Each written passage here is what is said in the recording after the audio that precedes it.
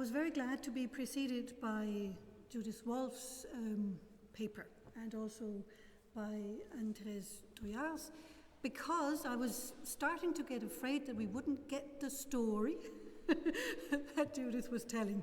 The story I will tell here is the existential story of the reception of grace, which is the internal history of Christianity, its future. I was also very glad to be preceded by the paper by Professor Duyar, because it shows very well how Christian thought is marked by the type of discussions that it is engaged with. Stein's philosophy is, of course, phenomenology. And it is that because it was the best toolkit, philosophical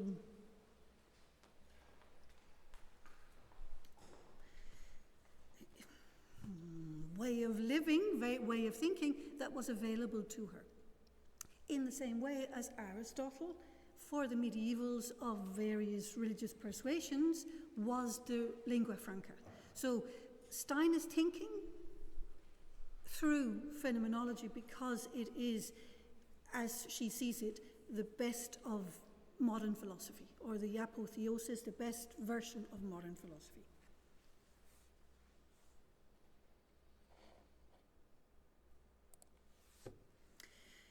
I will give you first an introduction where I'm trying to situate the little work that I want to talk about, namely Freedom and Grace, in relation to her overall work and in recent research.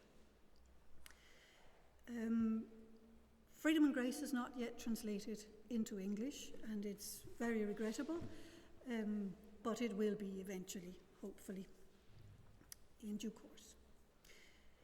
Secondly, I want to give you some snippets, very simply translate for you the introduction, the introductory sections of that work, and go through them with you, because it is those introductory sections that allow you to see that it's phenomenology we're talking about. Her understanding of grace is not expressed in dogmatic terms, in Christian terms. It is experiential. She's naming something that is experienced, can be experienced, and calling it grace, and you'll see in what way she does that. Now, that presupposes Stein's own version of phenomenology. Partly, as you can see, what she's talking about is the phenomenology of the natural life of the soul. You will not find many other phenomenologists. Well, you will find Hedwig Conrad-Martius, who also, like Stein, has an understanding that the soul can be approached phenomenologically. Now, that she does not share with Husserl, well, although you could argue that she does. I'm not going to do that here. She doesn't, of course, share it with Heidegger, but she does share it with other of the early phenomenologists. It was not really controversial that the soul was the subject that psychology was studying to some extent, and therefore identical with the psyche at the time. Now, Stein does refine that very well, and I'll try and explain to you as quickly as I can how that works. So the second text I want to discuss is the liberated life of the soul. So first we have what the life of the soul that is natural looks like, and then we'll have the liberated life, what that looks like. That's, of course, the life where grace has been received, or where grace is being received. It portrays religious experience in a nondescript way. I mean, it's not confessional, it's not evidently Christian. maybe not even evidently religious. It's an experience that actually is completely open to all, and that gives a possibility for showing by an overview of the treatise, by giving an overview of the treatise, that what she's attempting to do is to provide reasons for faith, or provide reasons why one would accept grace for a start, and would interpret it via faith in order to receive grace, so that it becomes an experiential template for true faith. And that's, of course, what I want to say very briefly at the end, what her understanding of true faith is, because, of course, she does understand her journey through baptism to Catholicism as a journey that involves or engages her with finding true faith. Just a word there, as you can see, I still have a little to go there in relation to the conclusion. I want to say already now what it means for her to receive grace, because it's a little bit strange or unusual. Maybe for her, it's very easy to understand for any Christian that it would be joining the kingdom of God. Now, for her, the kingdom, the realm, is a spiritual one, and it's compared by her to the sphere of a person, of any person. Any person has a sphere around them into which you can enter, and what you feel is how they are spirited, how they're motivated. You enter into the sphere of their spirit, and you can even be contaminated by this spirit, which is one of the things that happens, as Professor Knass has very helpfully discussed, in unification. We can unify with other people by allowing their spirit take hold of us. And we can unify with God in the same way. Now, it's not always very advisable to do it with other people. It has to be done with extreme caution, and we can do it unawares, actually, which I think is part of what the ontological confusion that you were talking about consists in. We shouldn't do it unawares. And faith is certainly not unawares. Faith is completely lucid, but this is what it does. It enters into the spiritual realm of God and lets it take you over. It's the Holy Spirit. Now, you can do it also with the devil, as we'll see, which is not a good idea either, but it's possible. And it couldn't not be possible if this was possible. So the freedom involved in this acceptance is paramount. And therefore the treatise is, of course, entitled Freedom and Grace. So first, Freedom and Grace, the treatise in Stein's work. Stein's work consists roughly of three periods. Phenomenology, uncontestedly referred to as phenomenology, that's the early part of her work. And then there is Christian philosophy, that's the later part of her work, where she decidedly has accepted that philosophy for her is Christian. In between, there is a period that I'll come back to, and this is very much the in-between period that Freedom and Grace inaugurates. It's a period that coincides with the time after her baptism. Freedom and Grace is the last treatise she writes before she is baptized on New Year's Day in 22. It's preceded by a number of important works. Her phenomenological work is consisting, first and foremost, on the problem of empathy, which is key work to understand intersubjectivity in phenomenology. It's also preceded by anonymous work for Husserl. She is editing several of his works, and in particular Ideas 2 is in these days being re-edited from the manuscripts. And it is quite clear from the divergence between the two texts that Stein designed Ideas 2 so that what we have as Husserl's understanding of intersubjectivity, in fact, is Stein's. Now, it's going to be quite hard to get it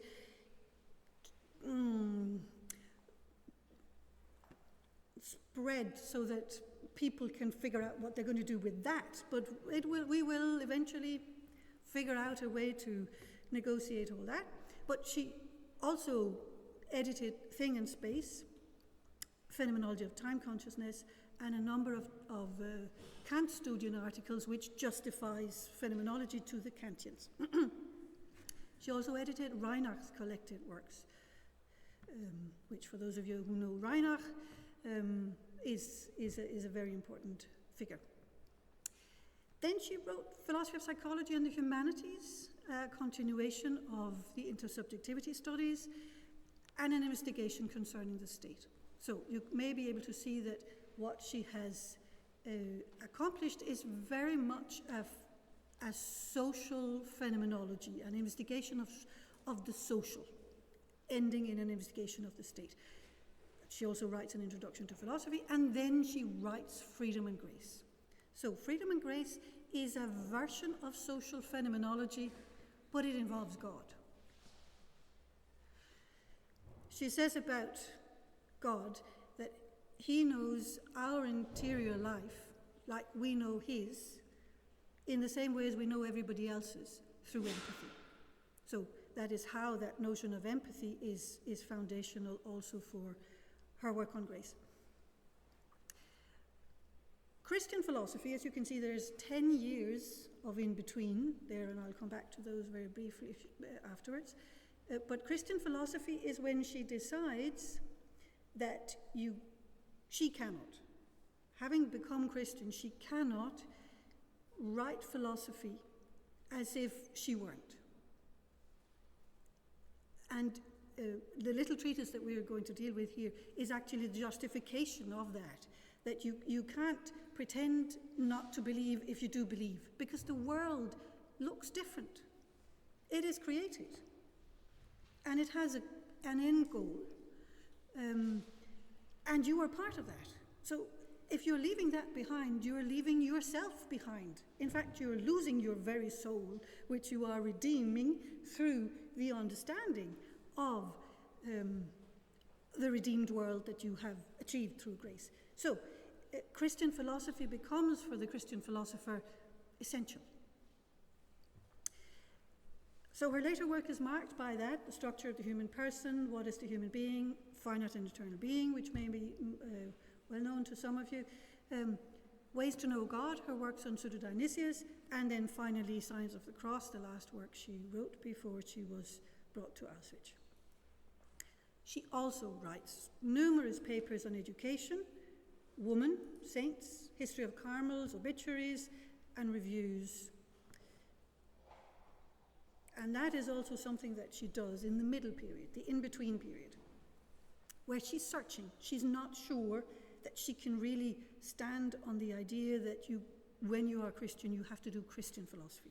It sort of goes against the grain that philosophy for the Christian is essentially Christian. But so here is how she gets there.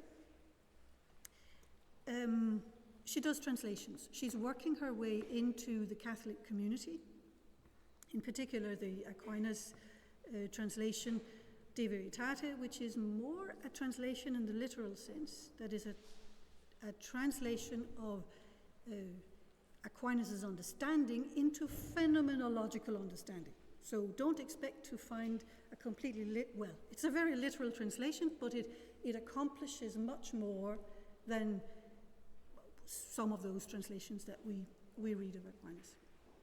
She writes on phenomenology, ontology, women, education, and the Christian life. She writes a little treatise on what is philosophy, which is her first major comparison, or conversation between Husserl and Aquinas. She's one of those who writes dialogues. She writes several dialogues, actually, throughout her life. And then she writes Potency and Act, which is an attempt to understand what potency and act means from experience. Of course, she's a phenomenologist, so she tries to see what potency looks like. And she finishes it, but immediately after she rejects the whole thing. Can't be done, because you can't actually see it. They're metaphysical concepts, they're not experiential concepts. So that's the turning point where she decides, well, if I cannot, then I have to go about this differently. I can't be a Thomist in the simple sense, because if these concepts can't be refined down into their experiential roots, then I can't combine phenomenology with them, because she's not willing to give up that experiential methodology. And she becomes a Christian philosopher.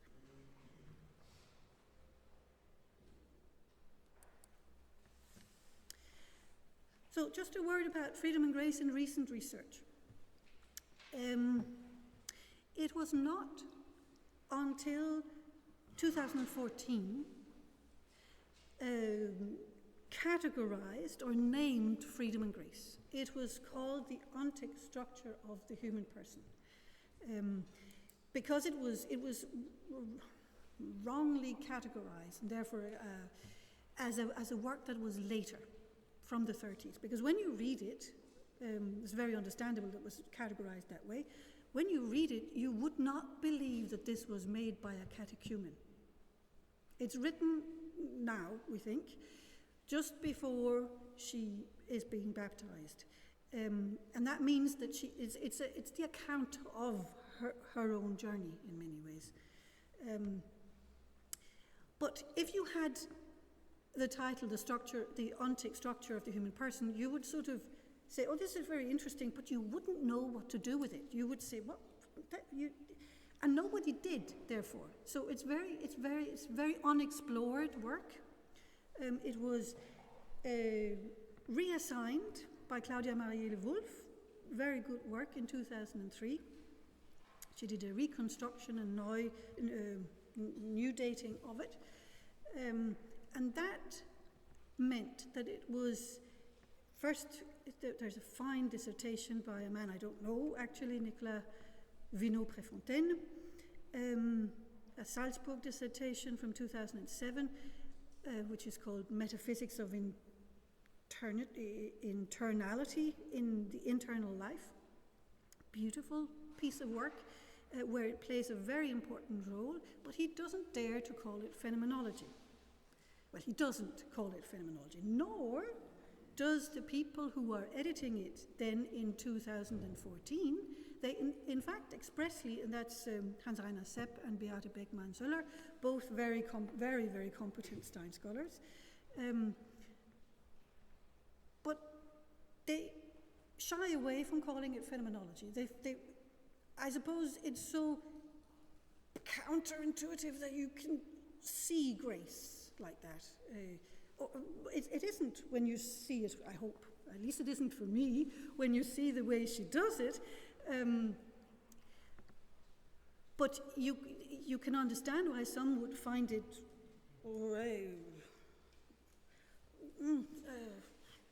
odd, irritating.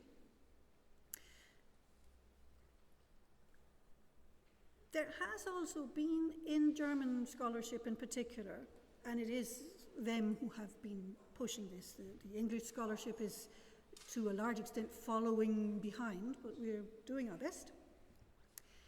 There has been a tendency to emphasize her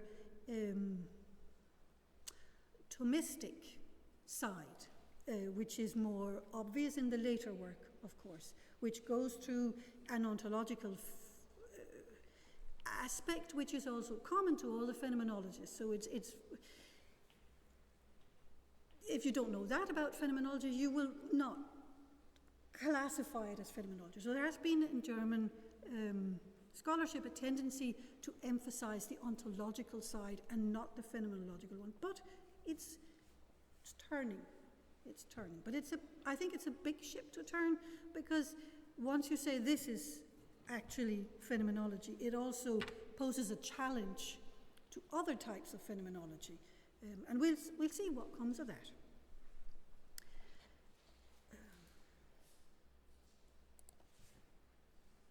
So, text. Phenomenology of the natural life of the soul.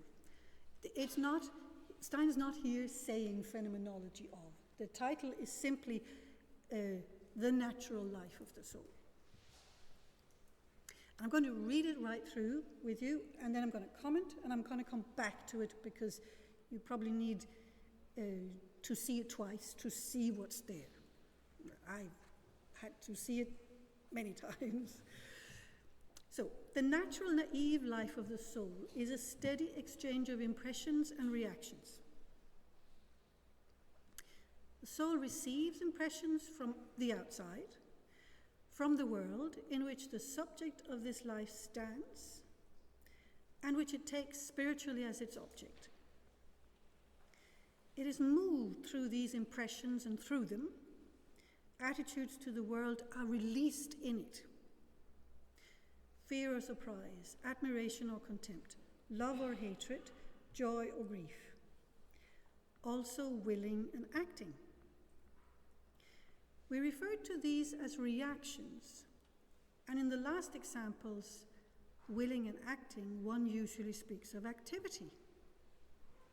With a certain right, since the soul in all attitudes is in movement, in action, and by willing and acting, this movement does not remain in itself, but rebounds back outside to impact the external world.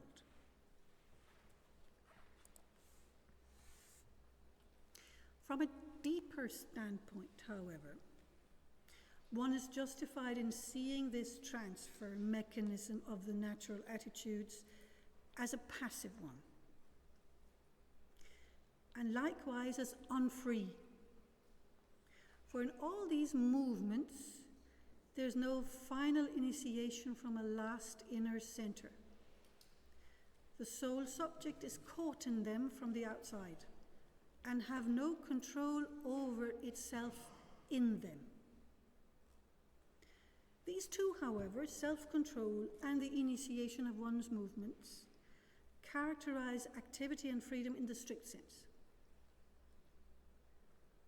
This passive activity, reaction as such, characterizes the animal level of the life of the soul. Hereby it's not excluded that certain such attitudes cannot be released in the life of the soul of the animal. So, now I have to explain to you what the presuppositions in Stein's phenomenology are that allows her to think like this. So, first, soul, as I said, is a really, it's a very important concept for Stein. It's not only a concept, she refers to it as something you experience, indeed constitute, and for Stein, constitution simply means identification. So you identify your own soul, you see it, you experience it, you constitute it, as the substantial unity of the psyche. So, what's the psyche? The psyche is in turn constituted, so identified, from all acts, mental experiences, in which psychic, sentient causality, it's sometimes translated with, psychic causality manifests. Now, what is psychic causality? It is opposite to or different from motivation. Psychic causality is the fact that my experiential life is causally influenced. From experiencing a lot, you get tired. It's as if the battery goes down. And if you continue, it gets painful to experience. So the psyche is like a battery. Now, what's very important is that it's experienced. I experience tiredness, and I experience tiredness as different from motivatedness, which is intelligible in what it provokes or motivates, namely the values. So my motivation is intelligible in values, but my tiredness is not. It's on a different register. It shows up that the human experience is not purely spiritual, is psychic, has a psychic dimension, has a sentient dimension, which we have in common with the animals. So the psyche, that psychic dimension, has a unity. That's the soul. That's the soul. The causal element of my experience, or that element of my experience which is characterized throughout by sentient causality or psychic causality. Now this soul, which makes me part of the natural world, because everything natural has a causal element to it, so this causation makes me part of the natural world. And the soul also is, to some extent, part of or by an aspect of itself, part of the natural world, which is why it needs redemption. It is carried by the person. So the person is not the soul. The person is the ability to be motivated, to respond to values. And the person carries the soul, is the bearer of the soul. And how does it bear it? Well, it bears it in its depth, because the person, the higher values it responds to, the deeper, the more carrying power it has, the deeper it becomes. So there is an inner dimension to the soul, and which is opened up by the person's response to higher values. And it's in that it carries the soul. Sometimes it drags the soul behind it because it doesn't know that it's there at all, or doesn't care about the soul remaining in superficiality. So, as I said, attention to the constellation of these phenomena is characteristic of Stein's phenomenology and distinguishes it from Husserl's and from Scheler's and from Konrad Matthias's and Heidegger's, although it has many features in common with all of these. So, let's go back and read this again. The natural, naive life of the soul. So, I do experience my soul, and it's the causal dimension of me, my experiential life. And that is a steady exchange of impressions and reactions. The soul receives impressions from the outside, causal impressions that really impress me. I get annoyed, or I get joyful, I get uplifted, or I get depressed. There is causation in my emotional life from the outside, through impressions from the world in which the subject of this life stands and which it takes spiritually as its object. So spiritually, I concentrate on various things, and they impress me. If I didn't take those things as the object of my attention, they wouldn't impress me, because I would just not see them. So it's the spirit that takes, and then I am impacted, impressed by my own feelings in relation to what I see. So, through these impressions, attitudes to the world are released in the subject. I say, I don't want that. I'm caused to react to something. So something in me is released. It's a causal mechanism. It's the key, the causal mechanism, which is not motivated. So I don't have myself completely in the hand. I'm not free. It's the thing. I am actually being impacted from the outside. Also, fear or surprise, admiration or contempt, love or hatred, joy or grief, all of these impact me. Also, willing and acting can be released in me. So, caused in me. We referred to these as reactions, and in the last examples, willing and acting, one usually speaks of activity with a certain right.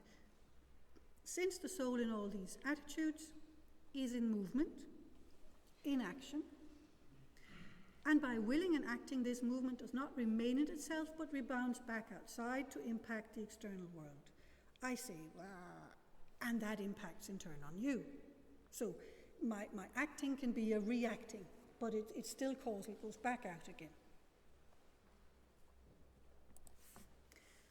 From a deeper standpoint, when I go inside, when I am more personal, when I see this from the inside, one is justified in seeing this transfer mechanism, the causal mechanism that impacts me and that make me packed out, as passive. I'm not actually initiating it. It is happening because something happens to me. And likewise, as unfree, I just react. For in all these movements, there's no final initiation from a last inner center. The soul subject is caught in them from the outside and have no control over itself in them. These two, however, self-control and the initiation of one's movements, characterize activity and freedom in the strict sense. So you can see there's an internal contradiction. I'm free, but I'm not free. I only see that I'm not free at a certain depth.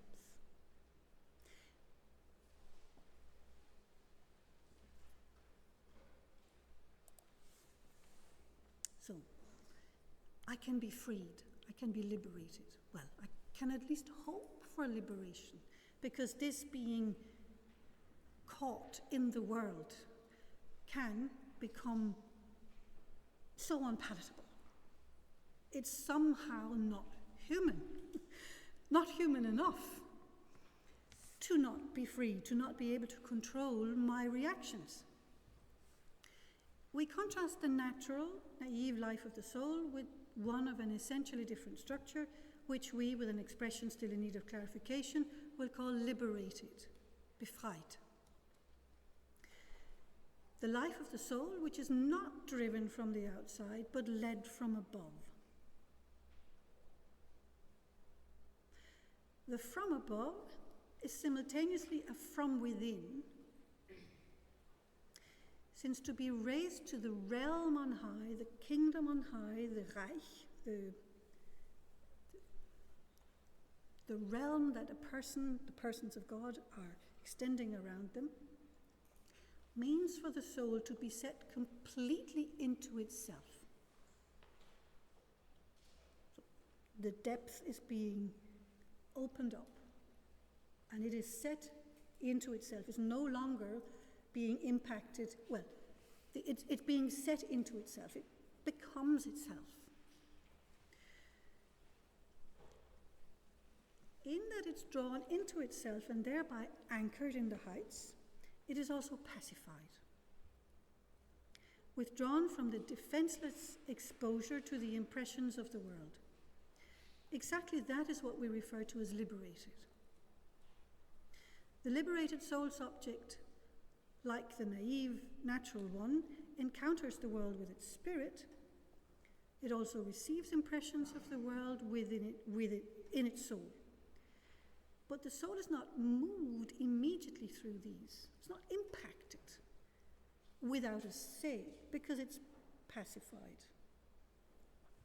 It takes them to encounter them, it takes them with its spirit to encounter them from exactly this inner space that has been opened up by the reception of grace. You've already divined it. With which it is anchored on high. Its attitudes departs from this center and are prescribed from on high. So it also gets information about how to comport itself in relation to the impressions it's getting. Because it's involved in the value response of a person that is much larger than itself. Its attitudes departs from this center and are prescribed from on high. This is the sole habitus of God's children. Their freedom, the freedom of a Christian, a Luther quotation, is not the freedom of which we spoke earlier. It is freedom from the world.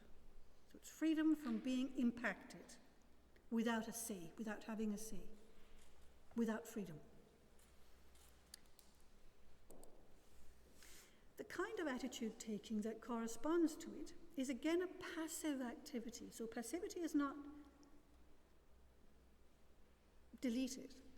It's transposed. It's re-enabled by the power of God. No longer the power of nature, but the power of God, which is pure spirit.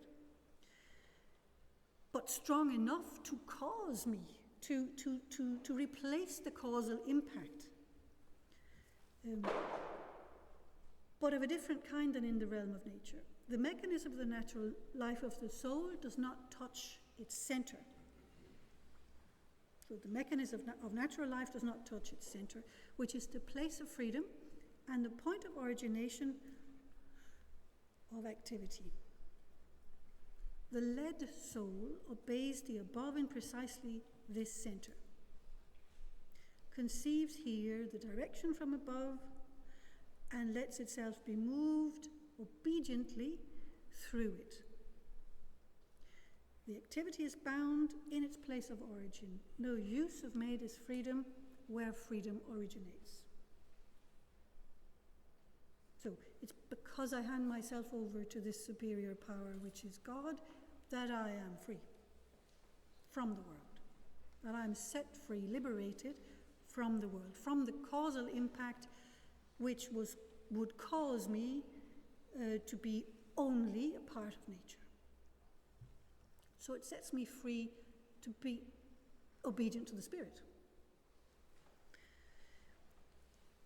Now, in this description of religious experience, which I think you would possibly agree is really universal, it's even very possible to imagine that an atheist would experience this. It hasn't got quite God's name on it, but it has the above, and the obedience to the above. We call it the good.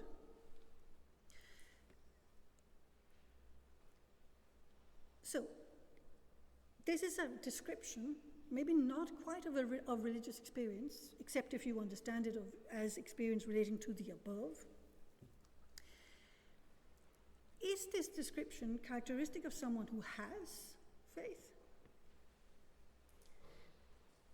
in God, in Christ, in the church? Or is it characteristic of, or is it an experience anyone might have or might long for, which could be the reason for belief in God, in Christ, in the church? I think it is both. And it's because it's both that her interpretation of what gives the best meaning to this being Christianity, it's because of that she becomes Christian.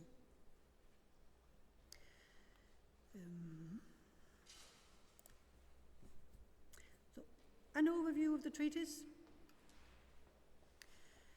I've called it Phenomenology of Grace as a Justification for Catholic Christianity.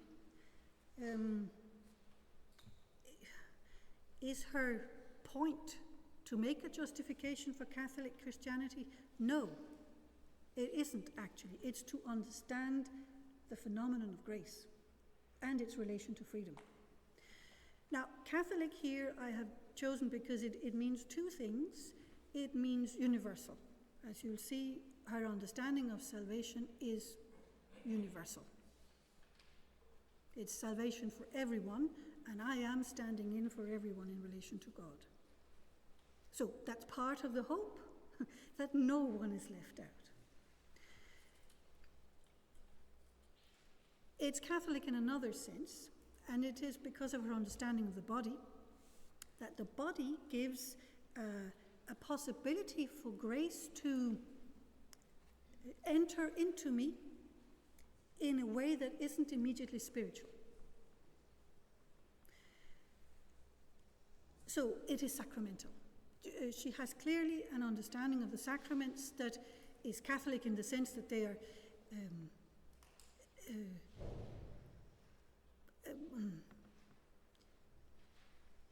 effective through the body. I would not exclude that there are other denominations who think of sacraments the same way.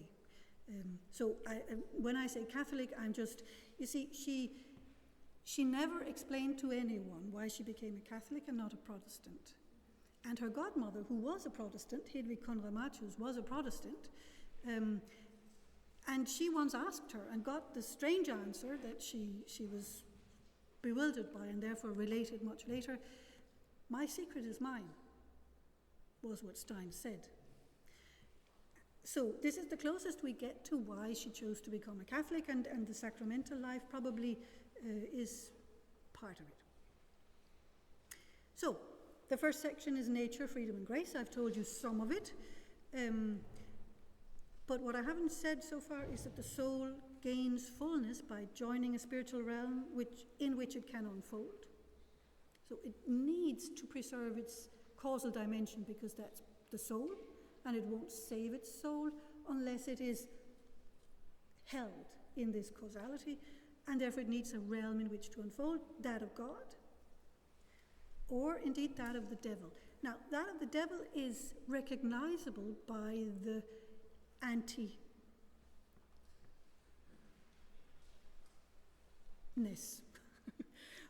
of its motivation, and in the use of your soul for ulterior purposes. And this is why this is the experience of grace is experience of divine love. That means care for your soul.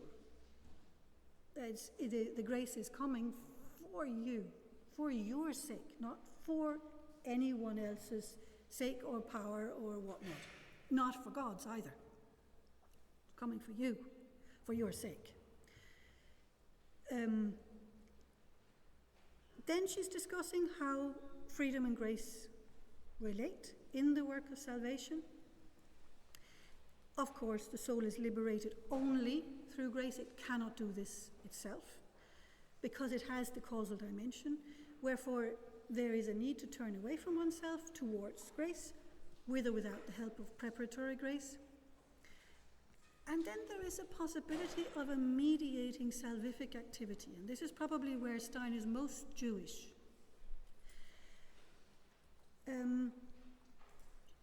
She's adamant that when we are involving ourselves with God, we are there in relation to God for everyone. We're not alone, in other words. We are representatives of humanity. And we're standing in for them. We through prayer.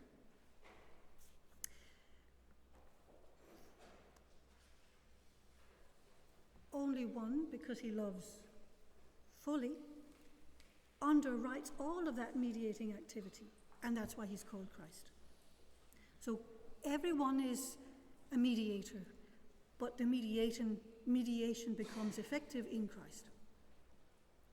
The psychophysical organization is a point of engagement for salvific activity. So here you have the engagement with the sacraments, and then faith is the means to accept grace.